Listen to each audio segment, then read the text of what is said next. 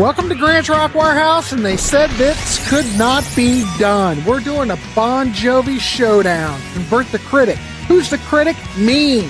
I don't like Bon Jovi, but I have a panel that's trying to convince me. Let's do it. Talking bands no one talks about. Grant's Rock Warehouse. First of all, are people talking about Bon Jovi? Maybe I should change the intro. Does any... Look, David's here. God darn it, this is good. Right. Let me fix the orientation a bit to make it everything look... Yeah, I think it looks good. Anyway, here we are. I don't like Bon Jovi, ladies and gentlemen. If anybody watched the Grand Funk episode where DC was trying to convert me, this is the same concept. I have a panel here that's going to try to convince me, and we're going to go through the whole catalog.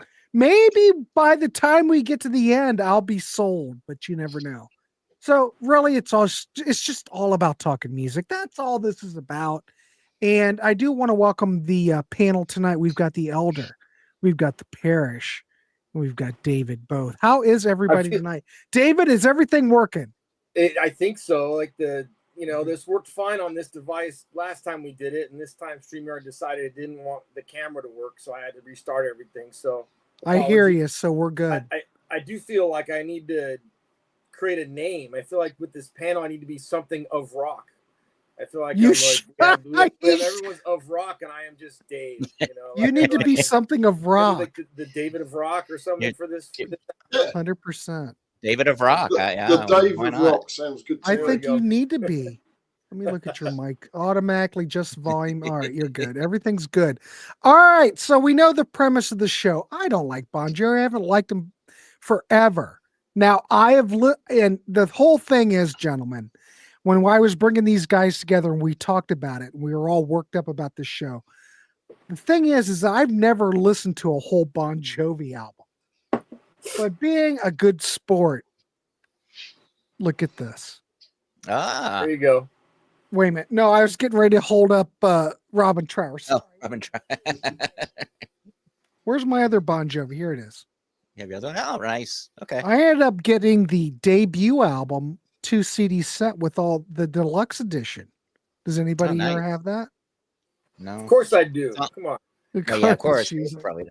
What's on that? You don't know? I don't have it in front of me. Well, you've got demos, 3 versions. You've got 4 versions of Runaway on it. Okay. You've got Comeback, Roulette, Breakout, and Get Ready. I haven't listened to the bonus thing. I was looking at the real album.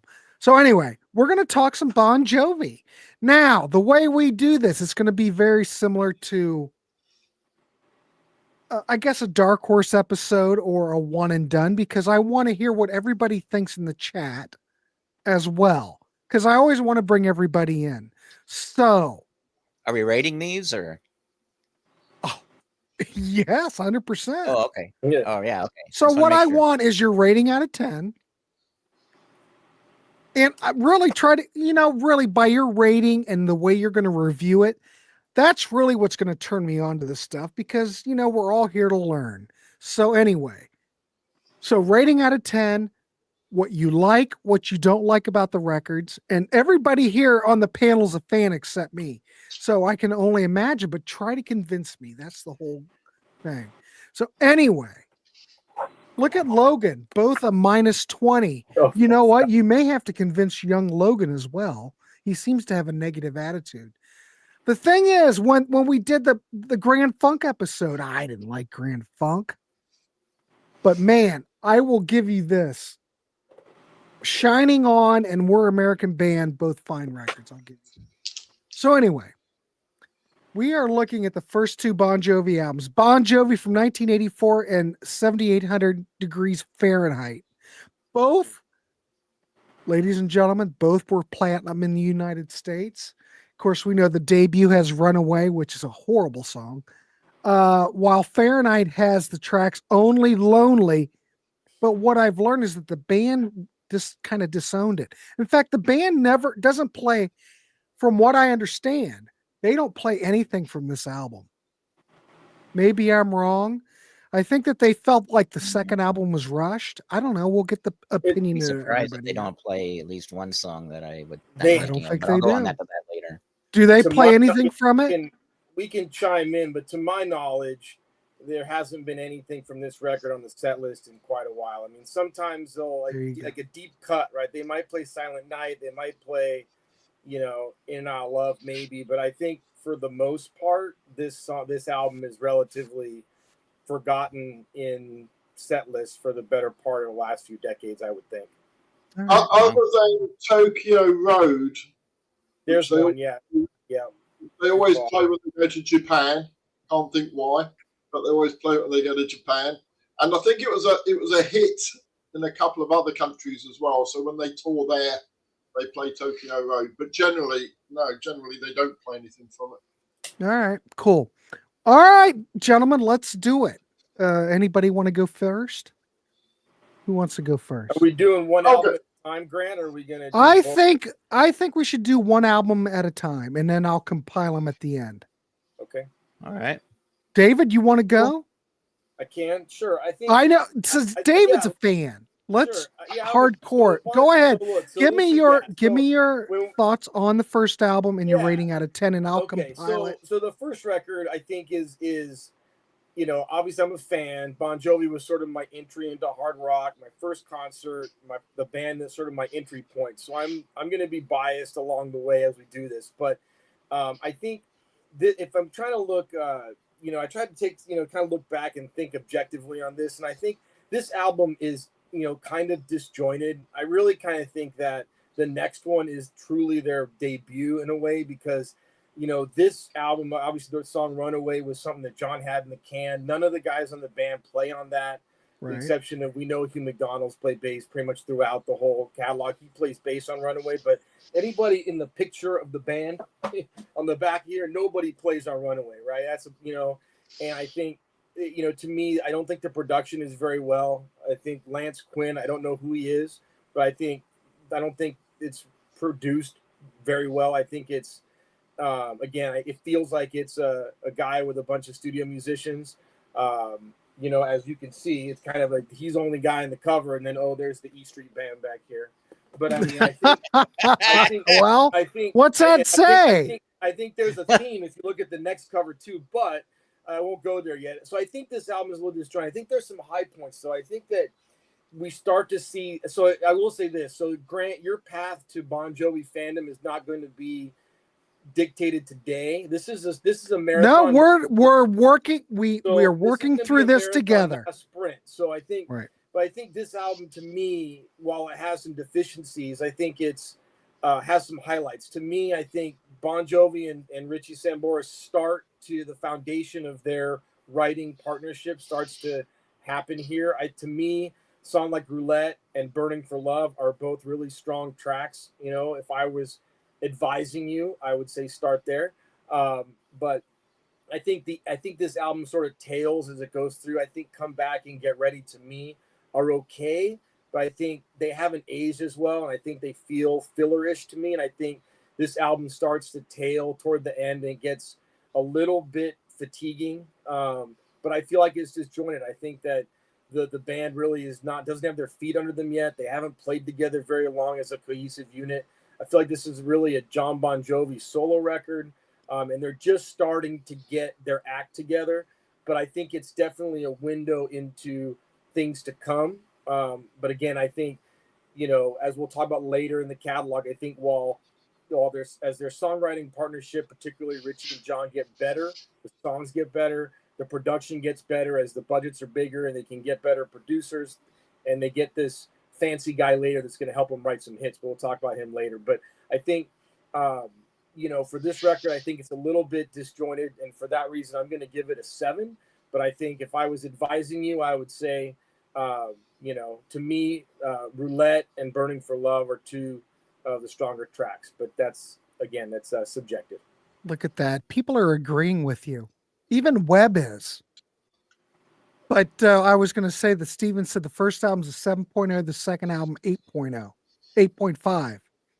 But we're good there. All right. Well, you know, Steven, since you already gave us your rating, I'm going to wait for a minute. Everybody wait. Hold on till we get through the panel, and then I'm going to ask for your score. But I'll go ahead and put Steven's score in because, well, he did it. But don't overload me yet. So just hold on, and we'll get to it. All right, cool. Fair enough. Fair enough, David. All right, let's throw it over to the. I'm going to throw it over to Parrish. Parrish. Okay. What's your thoughts on this record? I'll come on to the album in a moment, but I first got into Bon Jovi. They toured with Kiss in '85 in the UK on the Analyze tour. They were the opening act. I saw them at Wembley Arena. I thought they were really good. This predated the kind of hair metal look that they'd get into a year or two later. They look more solid hard rock band, really, rather than a hair metal, glam metal, whatever you want to call it, band that came later.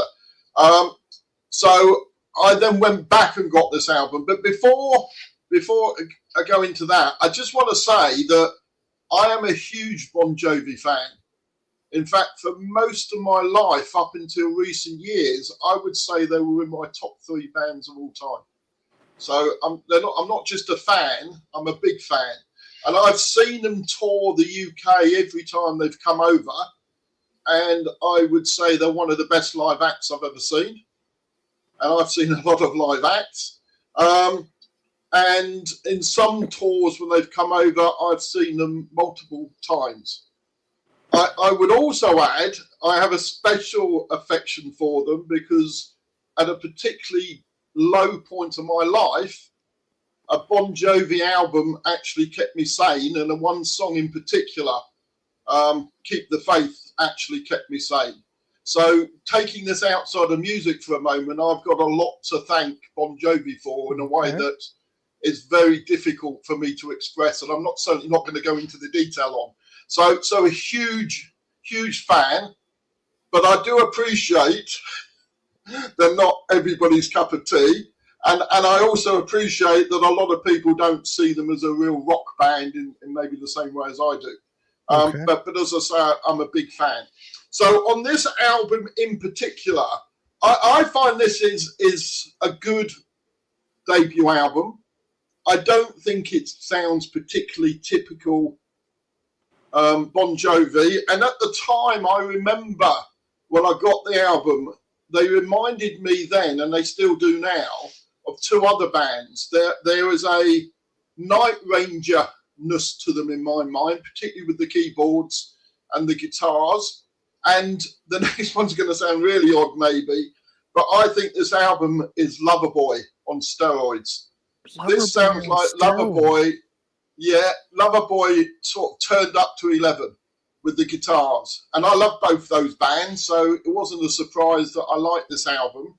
Highlights, unlike Grant, I do like Runaway. I think it's a very good song. And I'm pleased that they've got 4 versions on there just for Grant, really. I think they did that especially for Grant. I just think it's flop. I just think it's flop. And I'm surprised they didn't do every other song as Runaway just for you, really. But anyway. Exactly. But I agree with David. I think Relax is really good. I think the guitar's really sort of heavy on that. The keyboards sound like Loverboy. She don't know me. The next track I really like. That kind of, to me, sounds like a Asia, but with the game with the guitars turned up a bit. One of the things, I mean, I kind of agree again with David. I don't think they sound like a band yet, but I do more like think a studio project.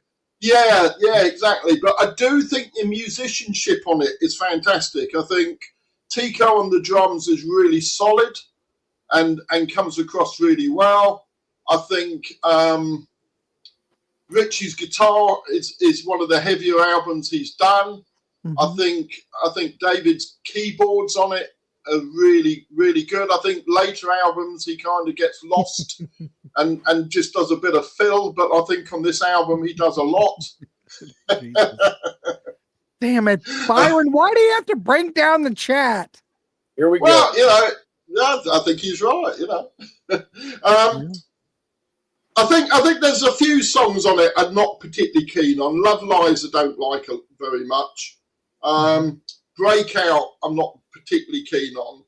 But where I do disagree with David, I think the two final tracks are quite strong. I like Come Back. I think that's a good melodic rock song. I like the guitars on it, and again Tico's drums.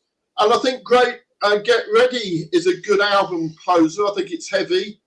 And again, it's got guitars to the fore. And on this particular track, I think they sound a bit like Tees from Canada. So there's a bit going on here that they haven't really found their own sound, I think. But I think they are kind of sitting in that early 80s melodic rock sort of second wave of AOR type of sound. So, yeah, I like it. I'm not going to be quite as generous, though. I mean, in amongst it all, and with what's still to come, I'd probably give it a 6.5. 6.5. Oh, look at you, Parrish. All right, cool. All right, I'm good with that. The whole point of this show really is to turn people onto stuff, and I want things to be honest. Oh, we sorry, will find out what album you need to your gateway. So far, I don't think this is the album maybe people need to start out with. Can I say one other thing? Can somebody hold up the album? Hold up the album cover for a second. So if you hold that right up to the camera, a little known fact at this stage was that John Bon Jovi was a window cleaner, and you can see him there with his chamois leather in his hand as he's crossing the street. As he's coming back from his window cleaning job that he had at the time. So there you go. Is that really true? That's true. I would hate to say it wasn't true. Okay, well, that's all right. All right, so we have a 7, we have another 7, and we have a 6.5. I mean, okay, well, I haven't said anything yet. Anyway, excellent, Parrish. All right, Elder. All right, well, I've never been like the whole debut album. All right, well, I wasn't like a huge Bon Jovi fan, but I kind of like, I didn't get into him until the next album. It wasn't the first album I got by them. But anyway, so, and I mostly listened to him because girls at the time, liked them. And so you would listen to them. And I didn't think they were like awful, but I was just kind of tired of some of their songs. And so this debut album, though, I really haven't heard this like in its entirety, I think, in a very long time. So I was kind of taken aback about how much I liked it. And I would say that if you're looking for like probably the heaviest Bon Jovi, it's probably this album right here. This is probably like the most, I would say, hair metal album that they did as compared to the other stuff. Because I think the guitars are really crunchy on it. And the keyboards, I don't think really play a big part in this, except for on a couple songs. But like, so like I said, this is like probably the heaviest album they've done, and it's maybe why it doesn't sound like a Bon Jovi album if you've known Bon Jovi, because it doesn't sound like anything else they really did after this. And maybe it's because they were, like I said, the production, I think the guitars were crunchy, the drums were pretty good. And just and then I would say, like, as far as the songs, I will say that this is when I was first getting into bands and being in bands, I should say, being in bands and involved in bands, playing music ourselves.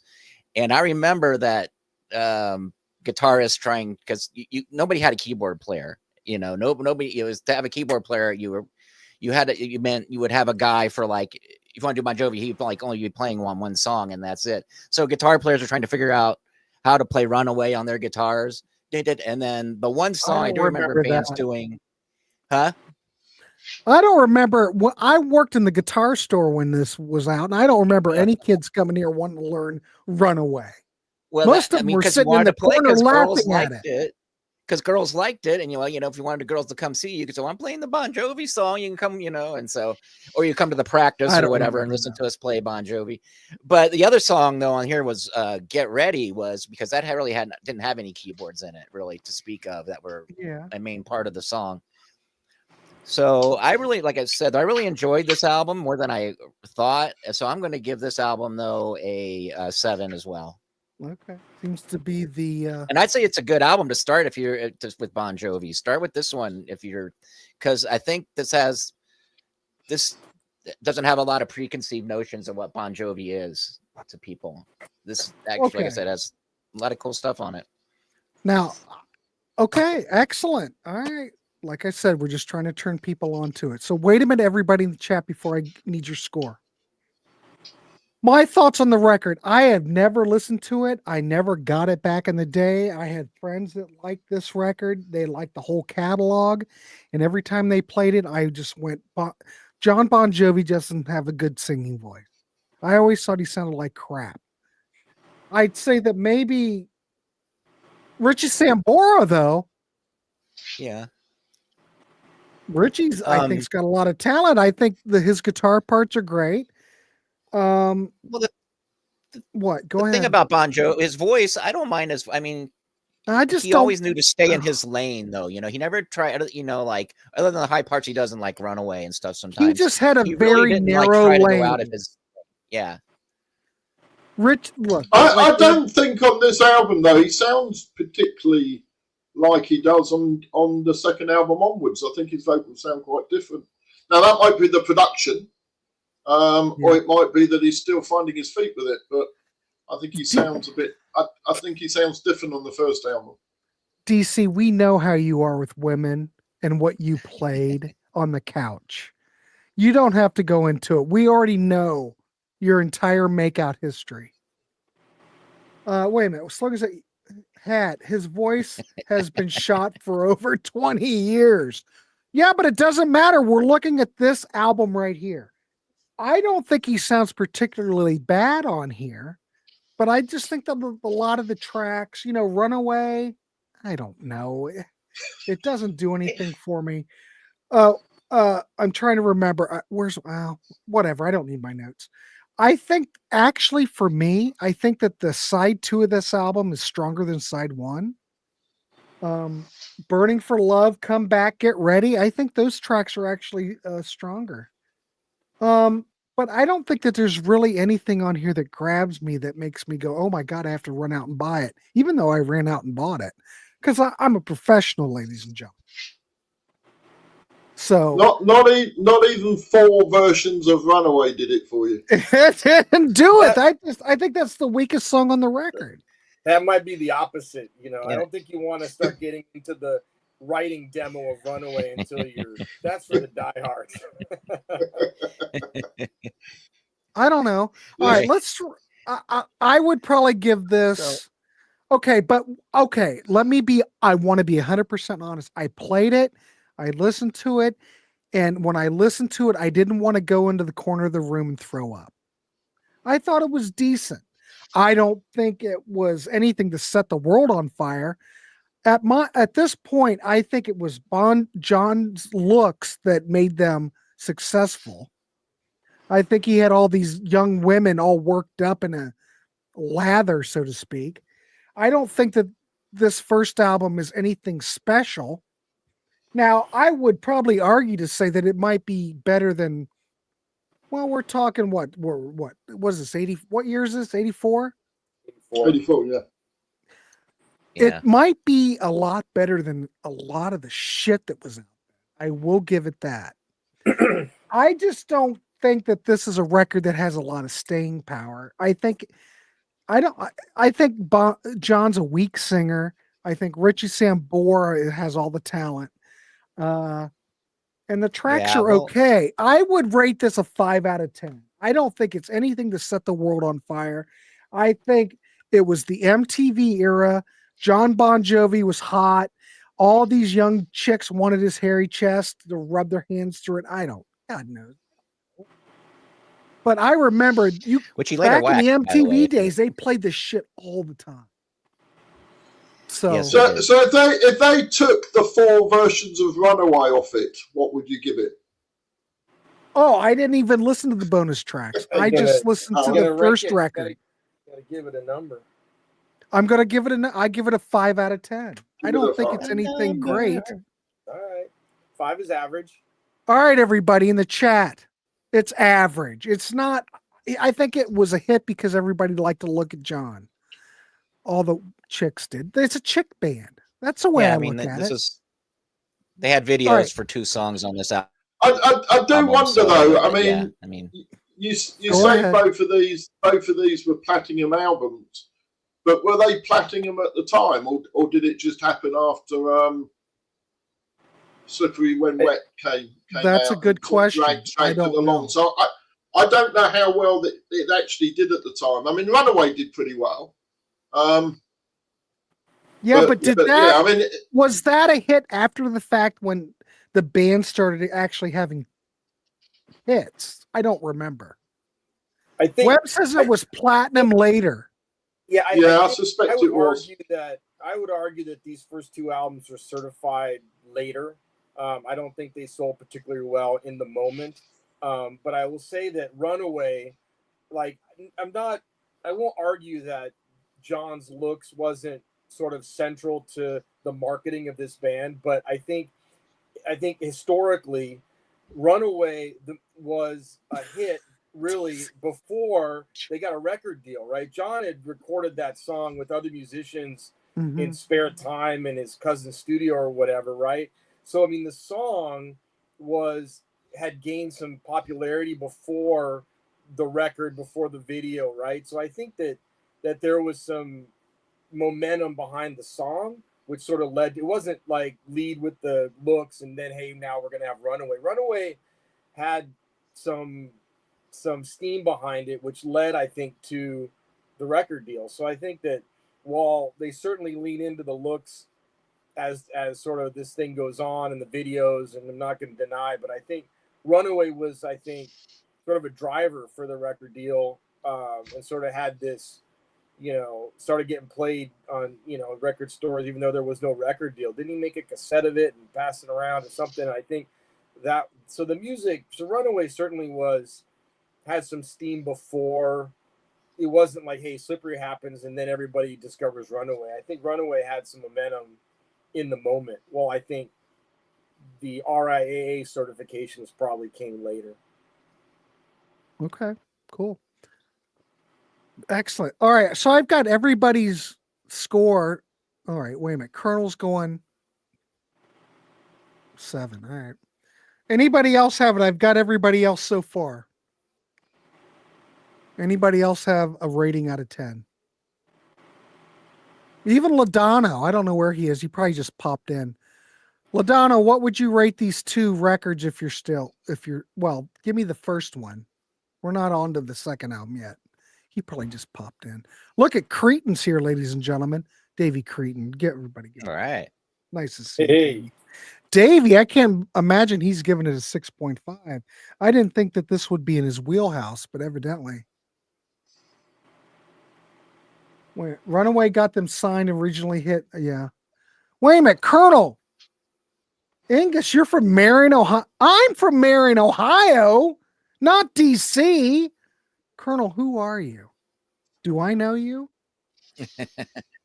Yeah, I'm from Marion. DC's from Youngstown. Davey, Cretan. All right, everybody's done with their score. Colonel, where I'm from Marion. God, I can't believe I'm even admitting that on the air. All right, anyway, I guess no one else has a score. Let's tally it up. Okay. I am right. Oh, well, I gave it a little bit too low of a score. We come up with a 7.04. What's the panel think of that?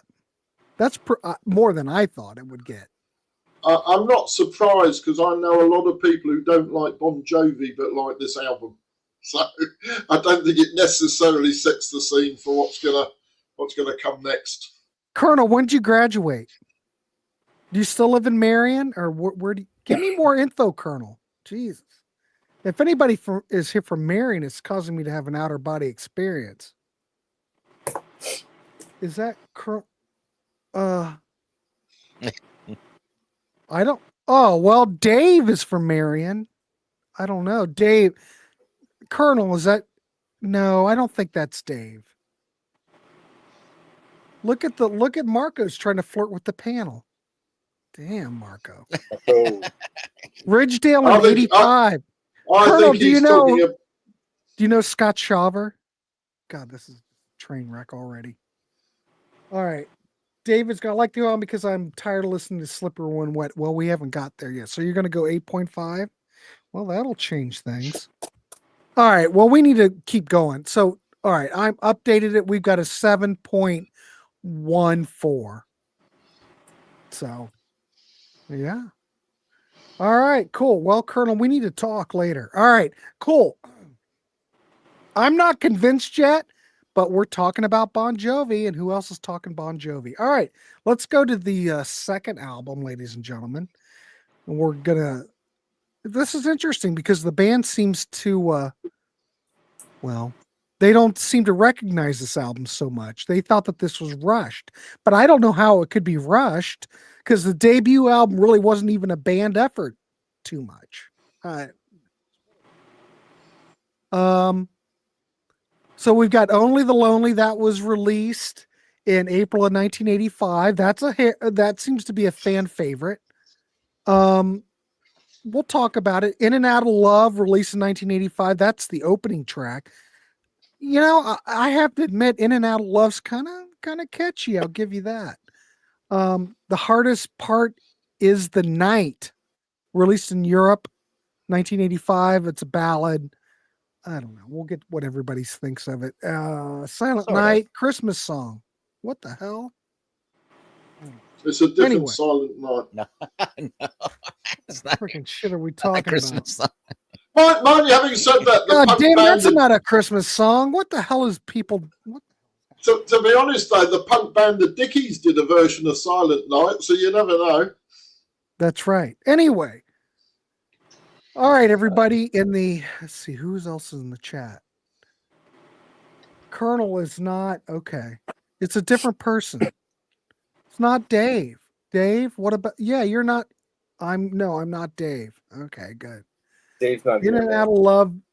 Wait a minute, we all know that Sydney has no taste at all in music. Sydney says In and Out of Love rocks. Debut album certified platinum in 1987, so it took a little bit. That makes sense. Byron says this album didn't do too much when it came out. All right, well, I'm going to throw it over to Dave, get his thoughts on this record.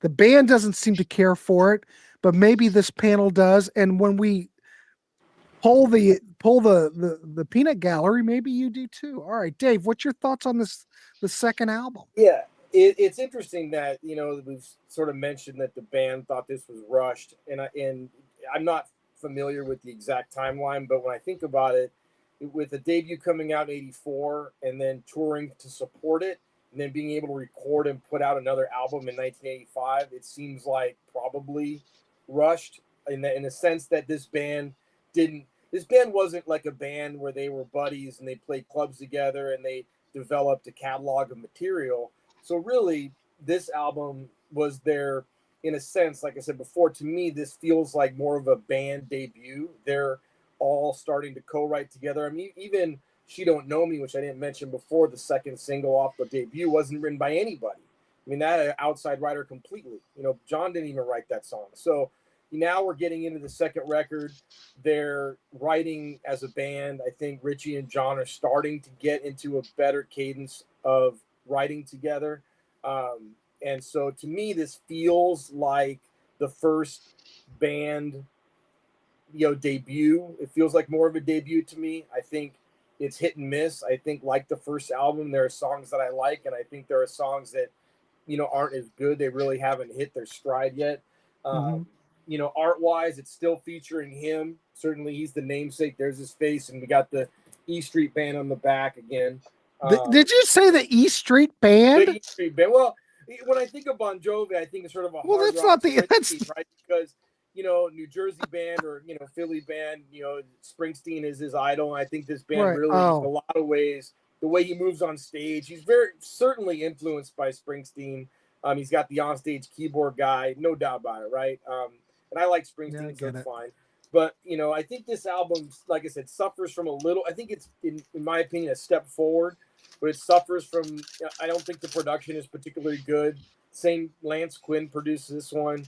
I don't know where his background is. I've never heard of him, but I think this suffers a little bit in the production realm as well. I think as we get deeper in the catalog, particularly with the next record, they really step it up with a real time big time producer, and I think that makes a difference. But I think this song, like I said, I think it's an evolution. I think the songwriting, the partnership between Richie and John starts to evolve. The band is more involved in all the songs, feels more of a band effort. I think we talked a little bit about John's vocals. I think it's a matter of taste. I think John has a tremendous amount of talent. I think he's maybe one of the greatest frontmen, that in rock. The way he can, command an audience. I mean, I love Richie, I do, and even more so than John, really, as far as my taste goes. But I've seen him solo. He doesn't command the frontman seat like John does, but maybe arguably a better singer, maybe a better songwriter. But I think we start to see in this album or this record, we start to see sort of what I think is the secret sauce of Bon Jovi is their two voices melding together. I think that to me is signature Bon Jovi. When you hear a Bon Jovi song, like to me, we'll get later, much later, we'll talk about the post Sambora era records, and while not all bad, sound like Bon Jovi solo records to me. I think the what makes Bon Jovi sound like Bon Jovi to me more so than anything else are those two collaborating in writing the songs and singing. I think Sambora's vocals on top of John's vocals, there's something that happens when they meld together that makes it sound that's Bon. You can hear that's Bon Jovi. To me, that's starting to evolve here with this record. I think In and Out of Love I like a lot. I think some of the stronger tracks to me, and maybe are some of the ones that don't get played a lot. Maybe I have a little fatigue because as Parrish said, I'm a big Bon Jovi fan, and so I'm kind of more than a fan. I'm a extra fan, so I maybe have some fatigue with some of the more popular songs, but to me, a song like Price of Love is strong. I like Hardest Part of the Night. I really like the guitar intro to that song. I wouldn't say it's necessarily a ballad. I think some of the other stuff like Silent Night and stuff that have been played from time to time, I have a little fatigue for. But I think overall this album is a step in toward the directions toward greater things. So while I don't think it's particularly head and shoulders above the first record, I think for the reasons that I mentioned, I'm going to give it a 7.5, just a wee bit better. I think heading in the right direction. I like the material overall. While I think it's spotty. I think there's some songs that are not as strong as others that many may say are filler, but I think there are some really strong songs, and for that reason, while I think it suffers from the things I mentioned, I'm going to give it a 7.5. All right, all good points. All right, David. The other David here, real men don't listen to Bon Jovi unless you're drunk and it's Wanted Dead or Alive for a laugh. I don't know. Not a big fan of Dead or Alive. But I do agree with you. I think, though I don't think John's such a great vocalist, but I think when Richie sings along with him, they do have a vocal blend that I think really works out well. I don't think Stevie Nicks is a good singer either. But she's so unique that when she does a vocal blend with somebody, it for some reason it works. Listen to the Kenny Loggins shit, all those tracks that she did like in the late 70s where she was background vocalist. Her voice, she's not a great singer, but for some reason it adds a certain texture to the songs. and she can blend with other vocalists well. On her own, I don't think she's that great. Wait a minute, Slogan. One of the best. Yeah, there's something about John's Slogan. vocal. You keep trying, but you're always wrong. You've never been right on anything yet. Keep trying. But anyway, go ahead, David. I was just gonna say, I think John's vocal is, it's obviously a matter of taste, but I think that it's sort of has a, oddly, it's more difficult. And I'm not a singer, but I feel like it's more difficult than people think to sing these songs. I mean, I think they are in a higher register. I think some of the phrasing that he does, I don't think I think as the catalog progresses, particularly the last 20 years, I think he is, he becomes more nasally.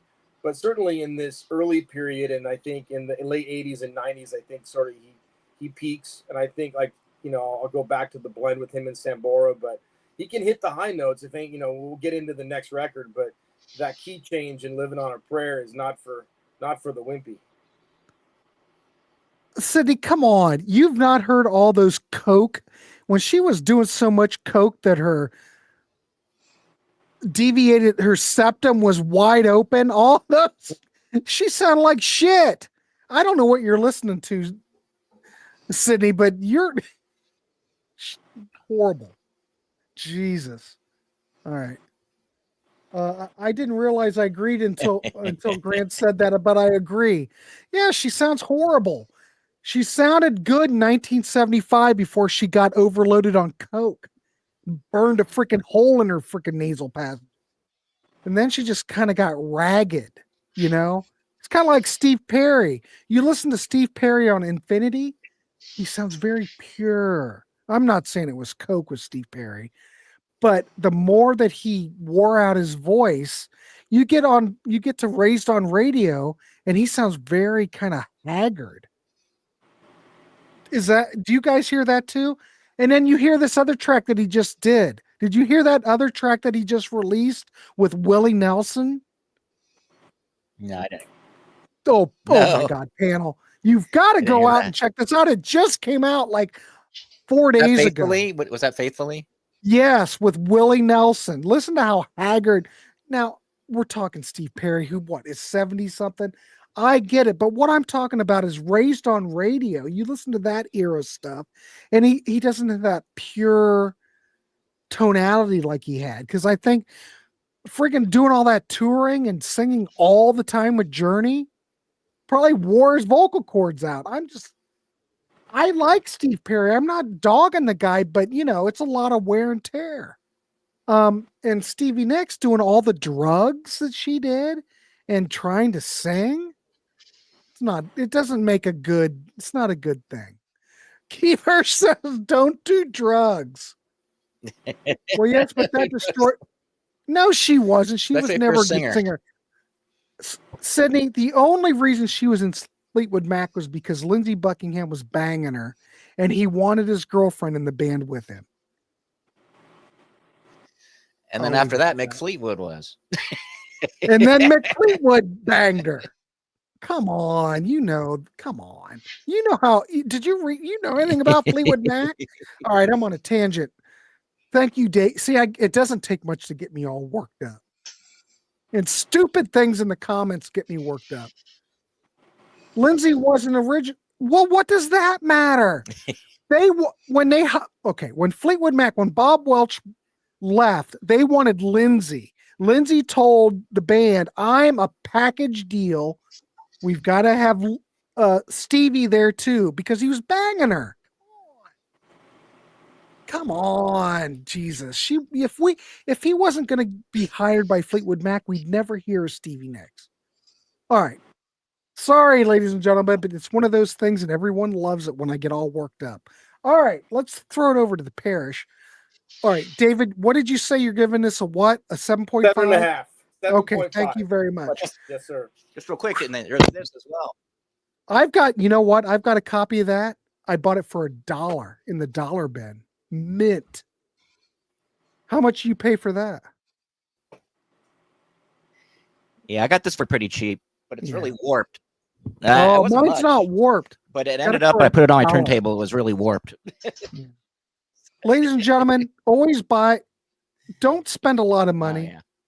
You know. Anyway, wait a minute. DC says banging women gets complicated. It does. It really does. Christine McVie was way 100% Sydney, but don't ever say that Stevie Nicks was a great vocalist. She's kind of like Bon John. She's good to look at. Come on, let's be honest. She doesn't sound that great. All right, I'm sorry, gentlemen, but I get triggered sometimes. All right, Parrish, what's your thoughts on the second album? Well, I'm going to give my thoughts on what's just been talked about with Fleetwood Mac and Journey. And my thoughts on that is this.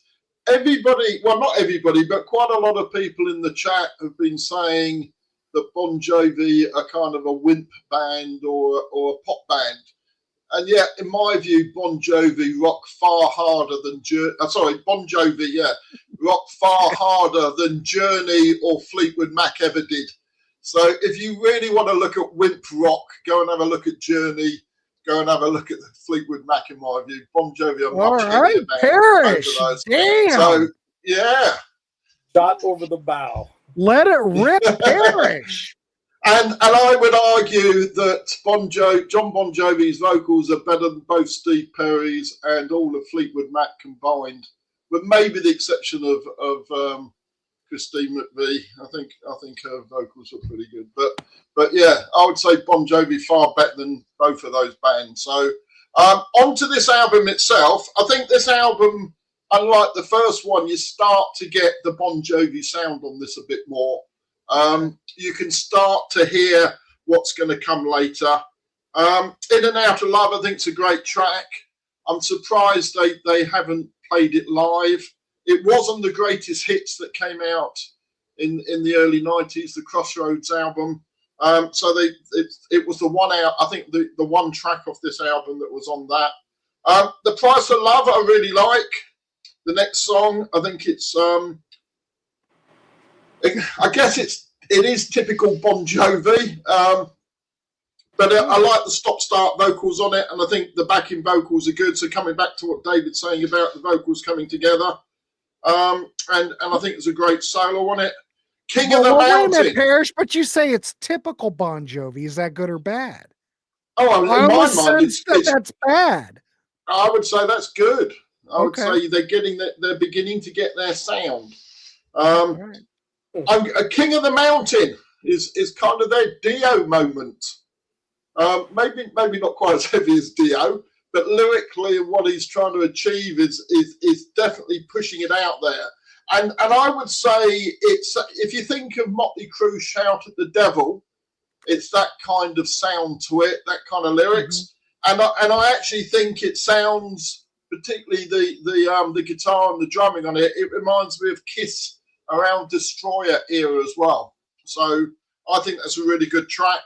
Wow. I really, really dislike Silent Night. Where I don't like Bon Jovi is on the sappy ballads. I've always hated their sappy ballads. It's a bit, I have a similar issue with Bryan Adams. I like it when they rock. I hate it when they do the ballads. And Silent Night, I think, is the worst track on the album. But Tokyo Road, I think, is the best track on the album. I think that's a really good song. I'm surprised they don't do that live more than just playing it when they get to Japan. I like the opener with the Japanese folk song, which they kind of start with. I think that's a bit quirky. And then it's into a really catchy hard rock song. And I also like To the Fire. And the producer, Lance Quinn, produced Talking Heads. So didn't Lance Quinn do April Wine too? He may have done. Oh, well, that might make more sense, because I wondered why they would have picked somebody who did Talking Heads for Bon Jovi. You would have thought that was a natural fit, but maybe if he did April Wine, that would make more sense. Well, I think he did that final April Wine album, that Contractual album, the one with the brain problem. The one after everybody quit, and it was just left to Miles. Oh, the late one. Yeah, the late one. I think that was Miles Quinn. To the Fire, I really like. I'm sure nobody else will agree with me, but I think it sounds a bit Duran Duran with the keyboard riff on it. I think it's really good. I like the funky bass on it. It sounds like a drum machine. I'm not sure if it is, but it definitely sounds different, and you can't but wonder whether that was Lance Quinn's influence on that song. And then it finishes with Secret Dreams, which I think is a good slice of sort of melodic hard rock. But I do think, even though I think it's a good album, I do think they were still missing something, and they needed something to take them to the next level. And lucky for them, Desmond Child and Bruce Fairbairn. Fairbairn. What's his name? Bruce Fairbairn. Bruce Fairbairn. Is it Fairbairn? Bruce Fairbairn. Fairbairn. Yeah, Fairbairn. Yeah. Bruce Fairbairn and Desmond Child are just around the corner to bring them up that level, I think. Keeper says and it was, as I said, go ahead. Motley Crue, Poison, and Bon Jovi. The unholy trinity of bad 80s hair metal.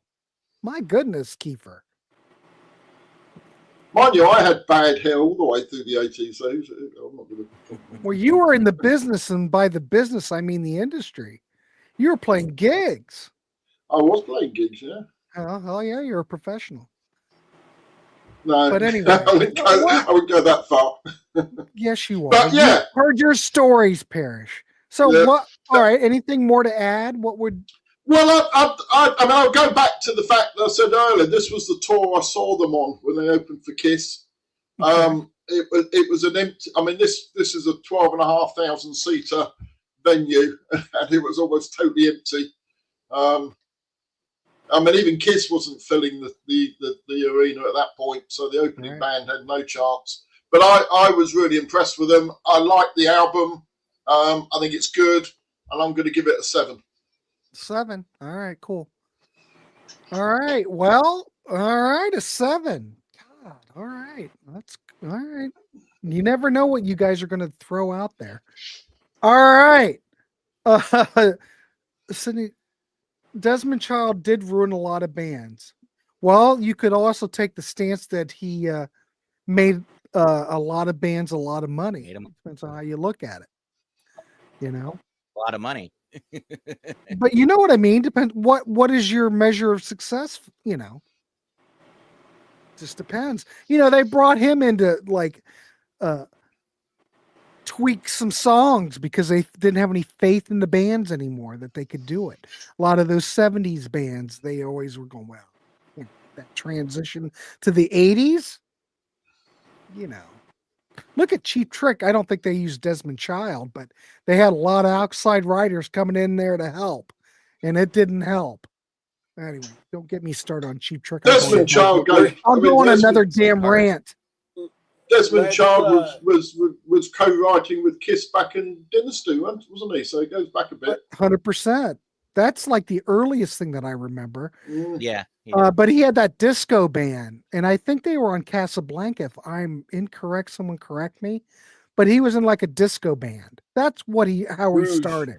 The band was called Rouge. Was it Rouge? Oh, yeah. I'm just saying. Yeah, I mean, I think he credits Paul Stanley as sort of helping him go take, kind of next level with, getting him involved. And when they wrote That I Was Made for Loving You, right? That was sort of his breakthrough. But I think there'll be a lot of Desmond Child talk on our next one, right? 100%. Definitely. Well, this is all I need to know about Dream Theater because I don't like Dream Theater either. Dream Theater wrote with while all these people wrote with him. I don't think he wrote anything all by himself. Thoughts on Cheap Trick's The Doctor? Sydney, don't even stop. You know I'll get triggered, and you know how that'll go. It is. Well, sometimes I go on a rant. I'm ranty today. Anyway, so we've got a 7. So I'm going to throw it over to the Elder of Rock and get his thoughts on this record. Elder, what's your thoughts on? All right. Well, like I said, this album, this album is the album I came in on him with, and part of the reason also I should mention is that me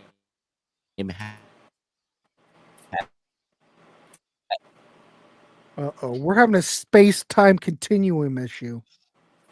being an 80s rocker trying to be in bands doing my hair. I was okay. I'm back. Am I back? Okay. Well, wait a minute. I was Don't told get that I too looked excited. like Bon Now you're Jovi, back. resembled him, and well, I don't know if you could see it in this picture here. Wait a minute. You're in that picture? Okay, Hold now on. I'm Let back. me make it Conversation. big. Let me make it bigger. Throw it up there again. Okay, there you go. Okay, so I don't know if you could. I mean, that's me in the middle there playing the bass with that. So I was told I resembled Bon Jovi, and so Are I you kind of played into playing? that Are a you little bit. playing the explorer-shaped instrument? Yes, I'm right there. Right. Yeah, that's me right there. Oh my God! Probably You've got to share that with the 1985-ish. class. All right. 1985-ish. But so that was part of the reason.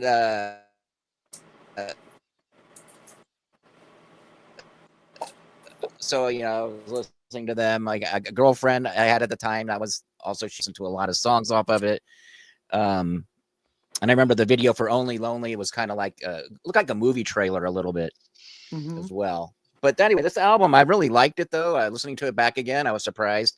I will say that I think maybe the reason they were kind of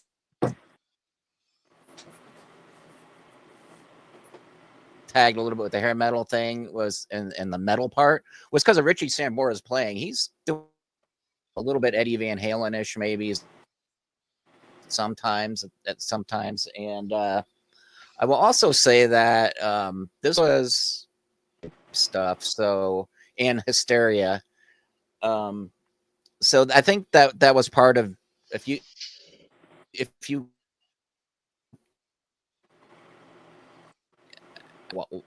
what's the difference really? I mean, they're not the same, but they're the same vein. But anyway, so that, and then they also, I will say, "In and Out of Love," great song. I was in a band that covered it, and I have a videotape of me playing that with a band somewhere, sometime. But this album, though, like I said, great songs. King of the Mountain, I thought was really cool tune, really cool. Like you said, like in the vein of Shout the Devil, King of the Mountain, and I like, and then Tokyo Road, very cool song. I remember the video for that was really cool. I also had a video for In and Out of Love, and which was kind of a funny video. I remember that one.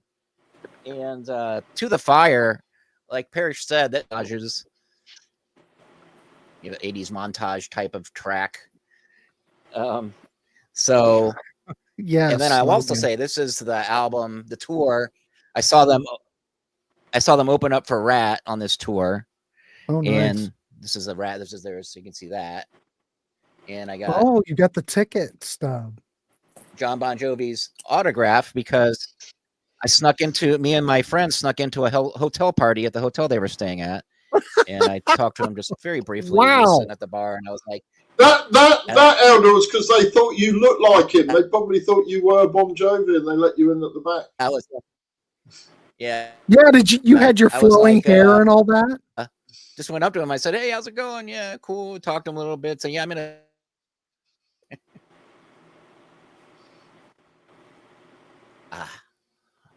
What was that? I couldn't hear you. I'm having buffering issues. Yeah, I can tell. What did you say, Parrish? Say it again. You look like John Bon Jovi, so you went up to the bar. You probably blended in with him. I'm just saying. Yeah, we're having space-time continuum issues. Anyway, well, Elder, what would you rate this out of 10? Yeah, I'm kind of getting. Oh no. I will give this one, like David, a 7.5. 7.5. Well, the other record. Okay, I got it. Okay. Super. Thank you, Elder. All right. So this record, I think this is an improvement over the debut album. In and Out of Love, I think is a good try. It sounded like Def Leppard, early Def Leppard. The Price of Love, I think is a decent song. I think the songwriting is decent. Now, maybe you don't like Lance Quinn's production, but I mean, this album really, Jesus, this sounds like 1985, 100%. Now, whether you like that or not, I don't know. I like this album a little bit better. I don't know why. Again, when I listened to it, gentlemen, I didn't want to go throw up in the corner. Actually, so far I've been kind of amazed that, yeah, maybe there's some catchy songs. I'm not a fan still of John's vocals so much, but Richie is a guitar player. The band is top-notch band. You have to agree with that. And I think the songs for the most part are good. But In and Out of Love, it's like a Def Leppard light. And I'm not a big Def Leppard guy, but I think this record's not too bad. What time is it? Oh, we're at an hour. We need to wrap this dog up. So I think I would give this I do think this is quite a bit better. I would probably give this a 6 as opposed to a 5.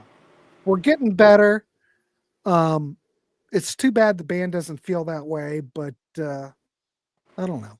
All right, so everybody in the chat, now is your time to shine. What would you rate this record out of 10? 7,800 degrees Fahrenheit. What would you rate? And I will say that Bon Jovi was a good live band when I saw them. Okay. Yeah. Bon Jovi was a good live band. Also, I want to say that they were very good, very good. Zappa's coming in with a 7. I got to see him again too. Look at Nathan. Nathan gave the debut a 10. He's coming in with a 9 on here. See, we all hear this stuff differently. Sydney's coming in with a 9. I think this record's going to perform better, gentlemen. All right, I got that. All right, Damien's going to come in with a 6. Okay. Got a 6. Cretan. Indoor stadium. Maybe it was called Brendan Byrne Arena. Well, you're going to give this a 6? Okay. We've got a 6 from the Jukebox Cowboy. And David, it's not about being ignorant. If you haven't heard the record, you can't rate it. It's not ignorant. We're doing this show. Maybe we can turn you on to it. That's the whole idea for the show. Anybody else have a score out of 10? I like this better than the debut. Jukebox is talking with Cretan.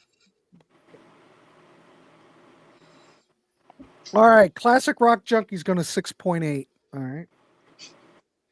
Well, so far I think the people in the chat like it better than the band does. I don't know. Could this be considered a sophomore slump? I don't know. Anybody else have anything? You got a score out of 10? Anybody? I'm going to wrap it up. I guess we're done. All right, ladies and gentlemen. Here we go. We've got, maybe it didn't fare as well. We got a 6.9. What did we have? We had actually, this didn't fare as well. Because we had a 7.14. All right. Not as good, but I like it better. Reckon you become more ignorant after you listen to Jukebox. Come on. We're trying to turn people on to this. Smash the like button, y'all. Thank you, Cretan. Everybody, please smash the like button. Please. Thank you. So there you go. I think the winner here is the debut album. The follow-up sophomore album, not as much. But they're, if we're nitpicking, they're really about the same. Anybody else in here, the panel, have anything to add about this? I'm just going to add something that this show's been a bit like going to Alcoholics Anonymous. I'm Parish, Why and is I'm that, a Bon Parish? I'm Parish and I'm a Bon Jovi fan, and I think a few people in the chat have actually come out as Bon Jovi fans during the comments here. I think judging so. by the scores, yeah. There was more love for Bon Jovi. There was more love for Bon Jovi towards the end than there definitely was at the beginning. That's okay. The thing is, in the warehouse, you know, you can come on this channel and say what you feel, and everybody's cool. It's just about talking music with everybody. That's really all it is. And all right, so this album didn't fare as well as the debut. Anybody else have anything to add before we wrap it up, since we've went over now? I just say that since Grant didn't vomit in the corner, I'll consider it a win, and we'll go. Yeah, I'm not sold yet. This is not something. Okay, so far I wouldn't return to either one of these records. Yeah, this is going to be a marathon, not a sprint. Exactly. This is just the beginning, so you know, we'll see where we are. But at least you didn't run away, Grant. No, because when I listened to it, I went, well, that's decent. I mean, it's decent.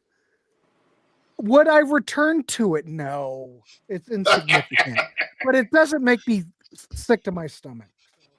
Carl, Carl, that's why two of us have false names. That's exactly it. So why didn't I think of that? Yeah, see, people are going to come back and bite you in the ass. All right, so I'm not a Bon Jovi fan. So, but what are the next two? Is it Slippery When Wet's next, and New Jersey? Okay. So we'll be back in a month, ladies and gentlemen. We're going to look at Slippery When Wet with the original cover. If I'm putting it up in the thumbnail, I'm not putting that stupid reissue cover up. And we'll look at New Jersey. So trash bag. I'll set up some of these gentlemen. We will be back. It's about talking music. Looking forward to it. All right, gentlemen. Thank you for doing this. This has been a lot of fun.